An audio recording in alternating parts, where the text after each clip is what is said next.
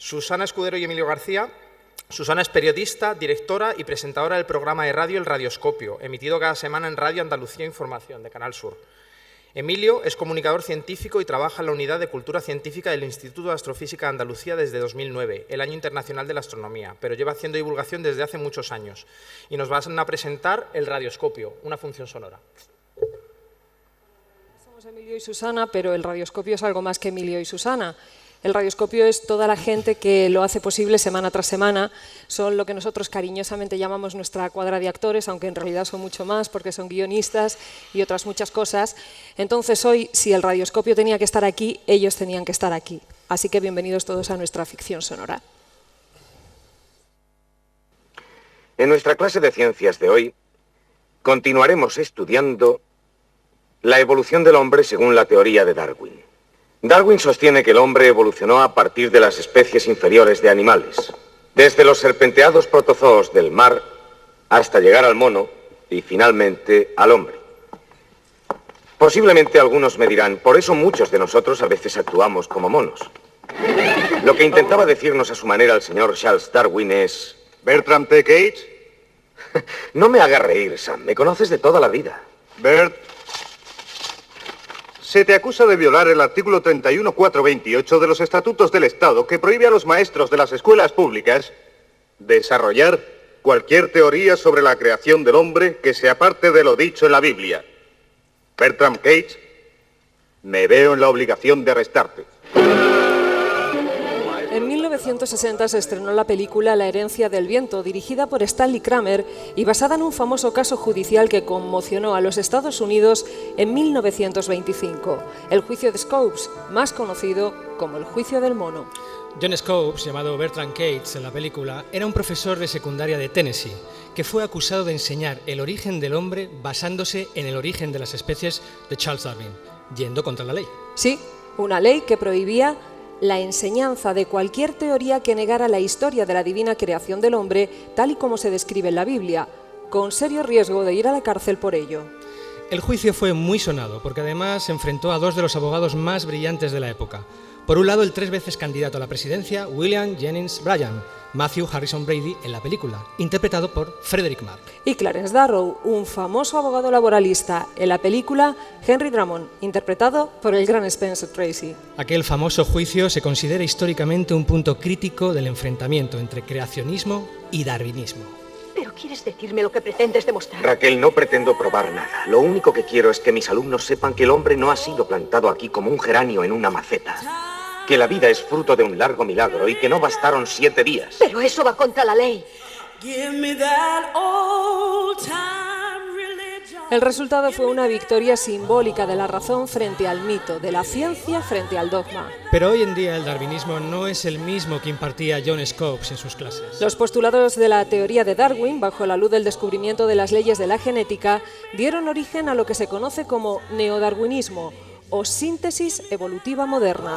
Es nuestro modelo más aceptado para explicar el origen y evolución de la biodiversidad del planeta. Y una de las piedras angulares de la ciencia actual. La evolución lenta y gradual causada por pequeñas variaciones genéticas producidas por mutaciones aleatorias, fortuitas y acumulativas. Solo aquellas variaciones que mejor se adaptan al medio perduran. Selección natural. Minúsculos cambios favorables que se transmiten de generación en generación formando nuevas especies mejor adaptadas. Estos son los principales pilares en los que se sustenta esta teoría, que hoy en día goza de un extraordinario consenso. Pocos en la comunidad científica cuestionan su validez absoluta. Un paradigma sin apenas grietas, que no genera dudas, como escrito en piedra, casi como un dogma. Pero eso va contra la ley.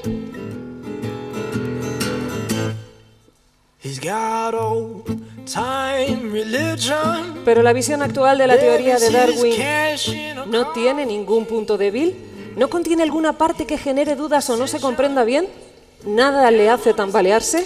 ¿Y si el neodarwinismo se hubiera convertido en una suerte de dogma científico, imposible de juzgar? ¿Y si jugamos a ser irreverentes? o mejor, simplemente, a ser críticos. ¿Y si aprovechando las capacidades del radioscopio modificamos y maleamos la historia? ¿Y si el juicio de Scopes no hubiera sido creacionismo frente a darwinismo, sino neodarwinismo, el dogma científico imperante, contra cualquier atisbo de crítica, con fundamento científico, por supuesto? ¿Cómo hubiera sido entonces la película de Stanley Kramer? ¿Pero quieres decirme lo que pretendes demostrar? Raquel, no pretendo probar nada. No pretendo demostrar nada, solamente mostrar a los chicos que la ciencia no puede convertirse en dogma. Para eso ya tenemos a la religión. Yo les enseño a ser críticos contra la ciencia desde la ciencia. ¿Acaso hay postura más científica que esta? Hoy, con el radioscopio, juicio a Darwin.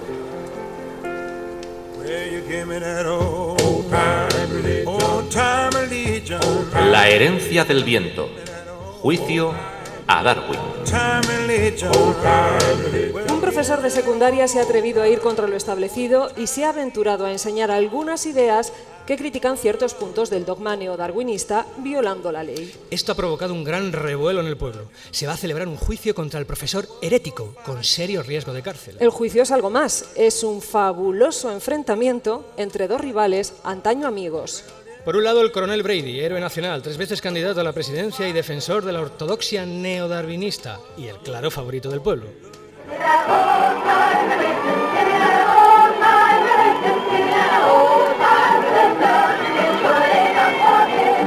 Amigos de Hillsborough, ¿sabéis por qué estoy aquí?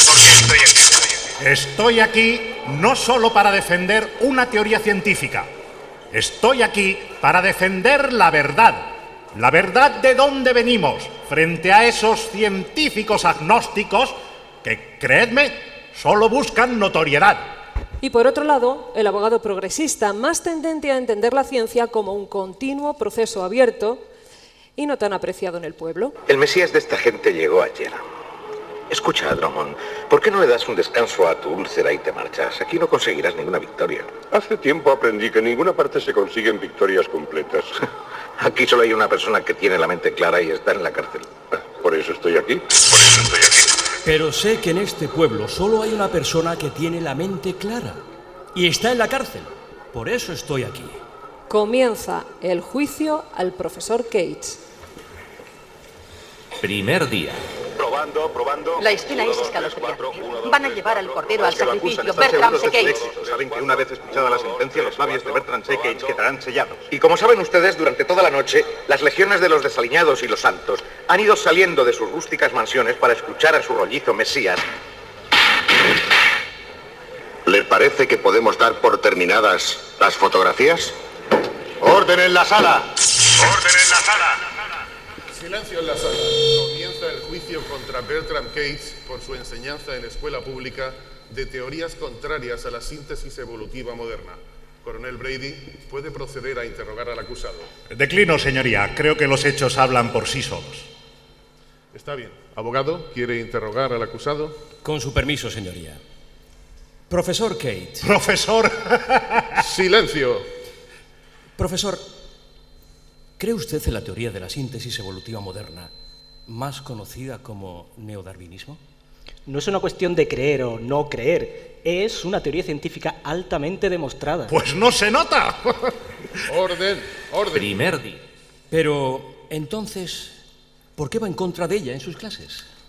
Yo no hago eso, lo único que enseño a mis alumnos es que hay puntos en esa teoría que es posible que no sean completos o que a la luz de nuevos descubrimientos quizás deberíamos replantearnos.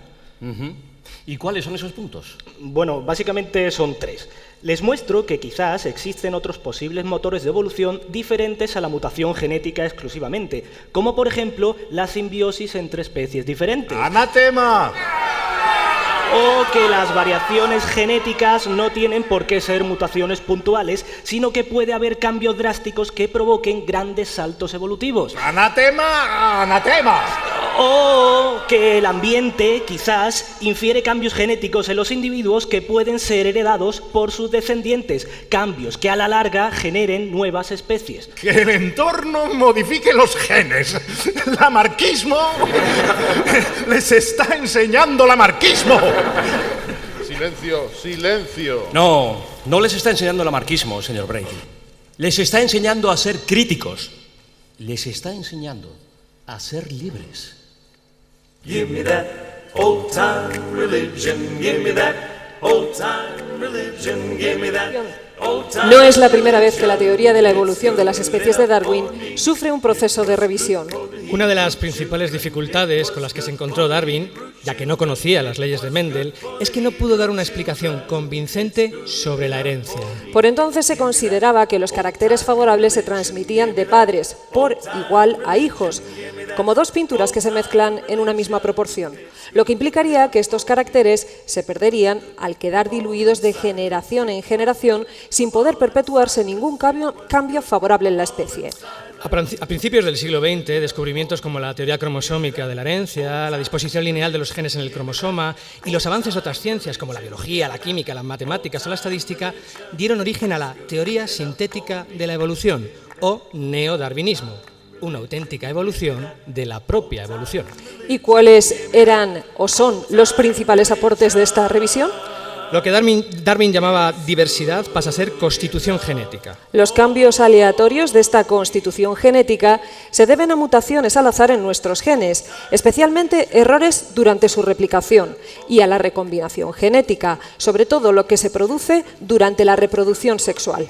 Y la evolución de las especies pasa a ser la perpetuación de estos cambios genéticos de una generación a otra de seres vivos, como resultado de la deriva genética, el flujo genético y, por supuesto, la adaptación al entorno, es decir, la selección natural. For me.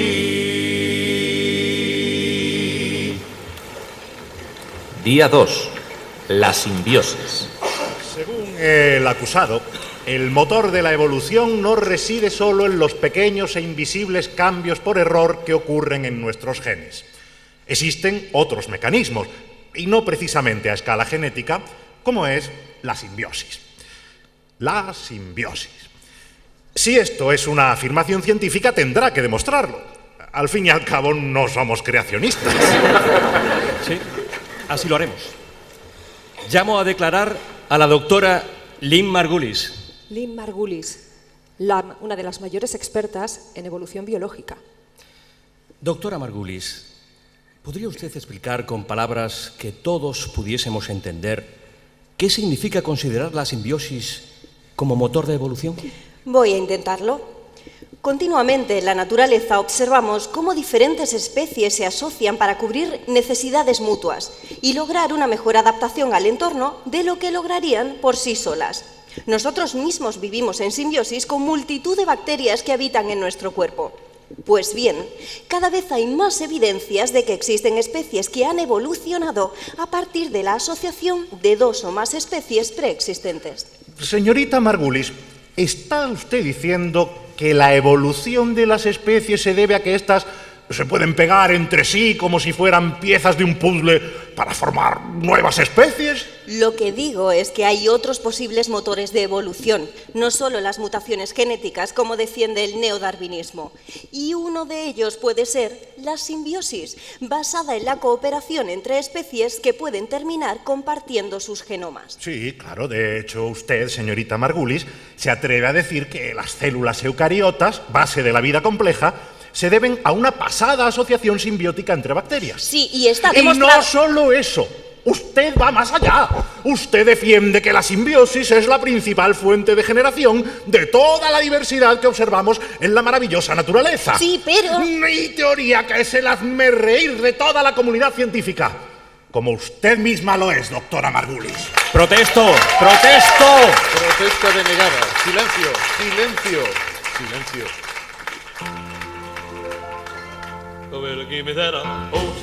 La simbiogénesis, formación de un nuevo organismo diferente a partir de la unión de dos o más especies que viven conjuntamente. No es un procedimiento desconocido en la naturaleza. Por ejemplo, los líquenes surgen de la simbiosis de un hongo y un alga. Otro caso bastante aceptado es el del origen de las células eucariotas, las células que tienen núcleo, que surgieron a partir de la simbiosis de células procariotas sin núcleo con bacterias. Pero Margulis va mucho más allá. Defendía que el motor de evolución de las especies no se debe a mutaciones genéticas aleatorias, como defiende el neodarwinismo, y que en la mayoría de los casos estas son dañinas, sino a la incorporación del genoma de un individuo de ADN propio de bacterias tras una larga relación de simbiosis mutua. una relación de colaboración afinada y bendecida por la selección natural generación tras generación. ¿Son todas las especies fruto de la unión de diferentes organismos en un proceso de simbiogénesis? La teoría sintética de la evolución rechaza totalmente esta idea y dentro de la comunidad científica más ortodoxa esta teoría está bastante denostada y se considera que la simbiogénesis tiene un aporte reducido a la evolución de las especies.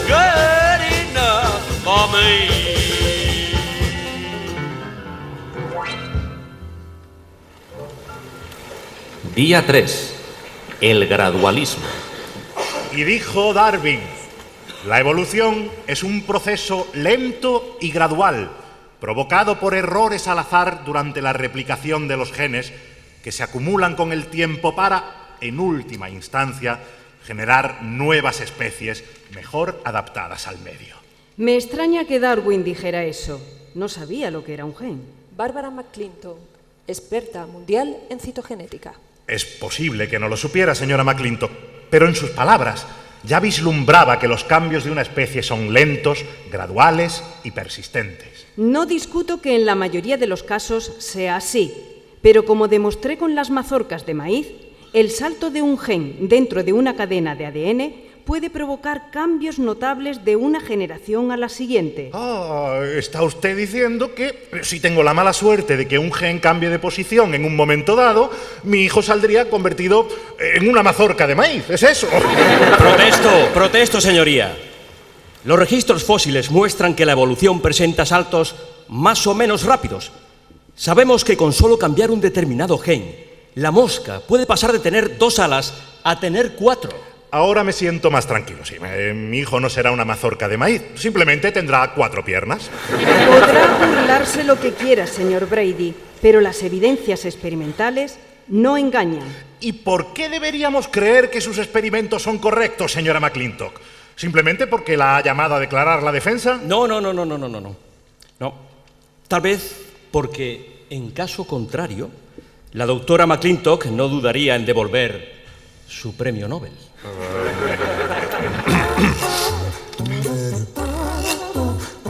¿Es la evolución un estricto proceso lento, continuado y gradual? ¿O puede haber saltos en unas relativas pocas generaciones? El concepto de gradualismo darwiniano está en revisión. Por un lado, si los organismos son resultado de una transición lenta y continuada, esta debería verse en el registro fósil. Pero en cambio, en los fósiles no encontramos dichas formas intermedias entre las especies. ¿Es que el registro está incompleto o es que la evolución ha sido abrupta y discontinua, provocada por extinciones masivas acompañadas de grandes explosiones de biodiversidad? El otro factor contra el gradualismo viene de los avances en genética. Si las diferentes especies son fruto de pequeños cambios acumulativos en el ADN, este debería ser muy diferente entre un hombre y un ratón, por ejemplo. Pero no lo es. Incluso en estas dos especies tan diferentes, más del 95% del ADN codificante es similar. Es decir, pequeños cambios genéticos pueden provocar grandes cambios en el individuo, lo que deriva en la aparición de nuevas especies en un tiempo geológicamente breve.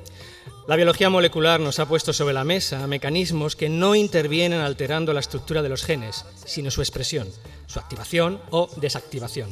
Transposones, factores epigenéticos, secuencia de intrones, transferencia horizontal de genes, mecanismos que explican que el gradualismo de la teoría sintética de la evolución, cuanto menos, tiene que ser revisado.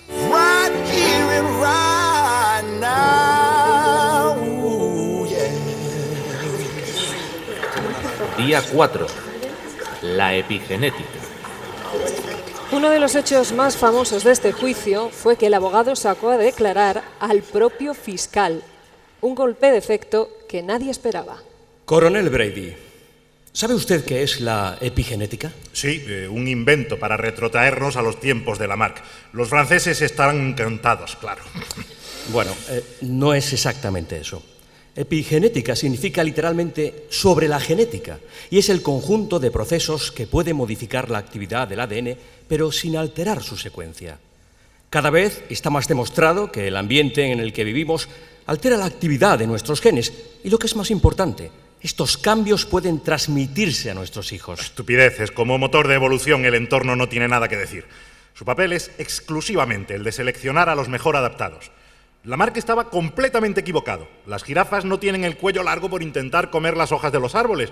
Pueden comer las hojas de los árboles por tener el cuello largo. El ejemplo más desafortunado de la historia. Señor Brady, he oído decir que es usted un enamorado de la teoría de la relatividad general de Einstein. Abogado, ¿qué tiene que ver esa pregunta con el caso que nos ocupa? Mucho, señoría. No importa, señoría, sí, lo soy. Y un gran conocedor de ella. Junto al darwinismo y a la mecánica cuántica conforman la divina trinidad en la que se asienta nuestro conocimiento de la realidad. Darwin y Einstein son los más grandes científicos que han existido, después de Newton, claro. Newton. Pero la teoría de Newton se vio superada por la relatividad de Einstein. Bueno, eso es algo común en ciencia. Cuando una teoría no funciona total o parcialmente, hay que buscar algo más completo. Pero la teoría de Newton funcionaba perfectamente, ¿no?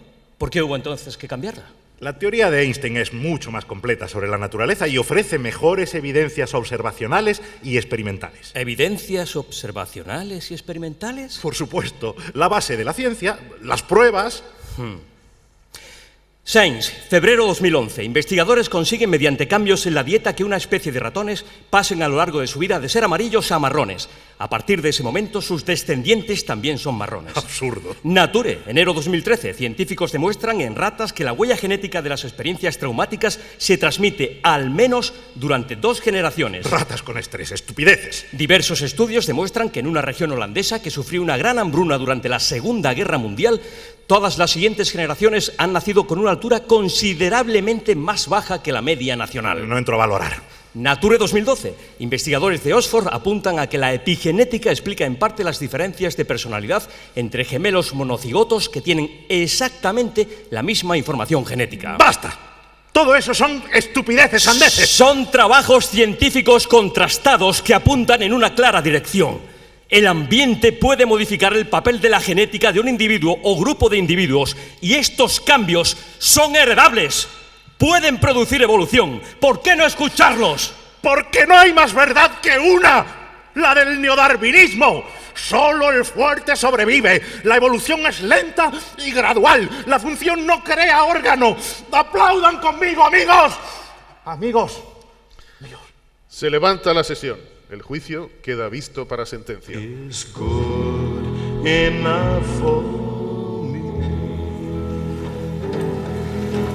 Día 5. El veredicto. Señores del jurado, ¿tienen ya su veredicto? Sí, señor.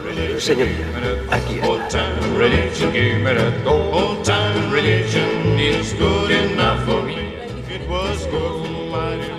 Y mecanismos. La epigenética es el conjunto de factores y mecanismos que influyen en cómo los genes pueden expresarse dentro de un individuo, factores que vienen determinados por el medio ambiente. Pero el medio ambiente no es solo el que rodea a los seres vivos, sino también su propio entorno celular. Variaciones en el medio ambiente pueden producir cambios en cómo es traducida la información contenida en el ADN de cada individuo. Cambios que se pueden manifestar desde su desarrollo embrionario hasta su madurez, durante toda su vida. Cambios que, si afectan a las células sexuales reproductoras, pueden incluso llegar a ser heredadas por su descendencia. Desde el cambio de color de las alas de una mariposa según la estación del año, hasta el desarrollo de un cáncer favorecido por efectos medioambientales nocivos, el entorno influye en nuestra genética durante toda nuestra vida e incluso en la de nuestros hijos. No todo está escrito en los genes.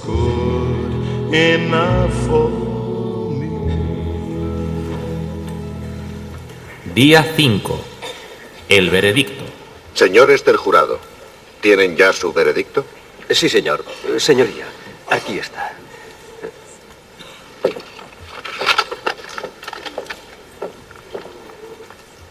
El veredicto del jurado es unánime. Bertram Gates ha sido declarado culpable.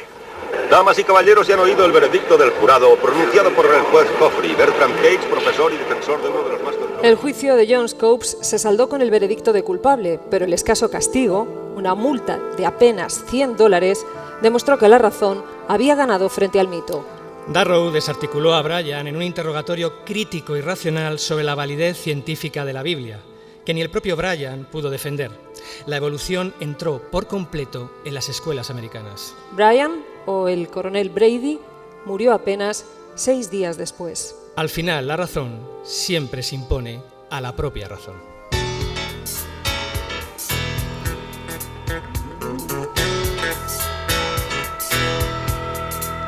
Give me that Muchas gracias. Juan Luis Otés como el general Brady. José Antonio Meca como Henry Drummond. Ana Tamayo como Lynn Margulis. Angustias Marín como Bárbara McClintock. Felipe Jiménez como el juez. Pepe Garzón como el profesor Bertrand Cage. Javier San Martín como voz en off. A la realización de sonido José Miguel Álvarez. Un con fuerte la aplauso. asistencia de Cristóbal Blanco. Y a la asistencia técnica del Parque de las Ciencias, Curro Carrasco. También al asesoramiento científico del profesor de la Universidad de Granada y doctor del área de obstetricia y ginecología y especialista en genética clínica, Miguel Ángel Motos Guirao, que también está en la sala. Estas y muchas más radioficciones los viernes a las 7 de la tarde en RAI. Y la noche del viernes al sábado a la 1 de la madrugada en Canal Sur Radio. Y en la web del Radioscopio algún día. Muchas gracias.